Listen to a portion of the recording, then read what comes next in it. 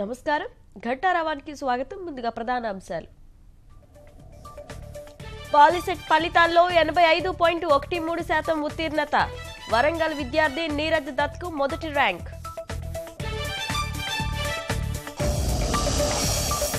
రెండు 2019లో కాంగ్రెస్ చిరునామా గల్లంతన్న జూపల్లి. ప్రజలంతా తెరాస వైపే ఉన్నారని స్పష్టీకరణ.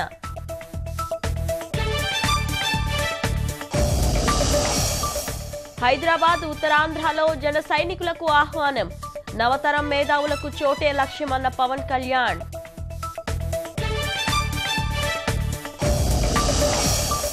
నియోజకవర్గంలో ఇంటింటికి ఇంకుడు గుంత తవ్వించే ప్రయత్నాలు చేస్తామన్న ఎర్రబెల్లి.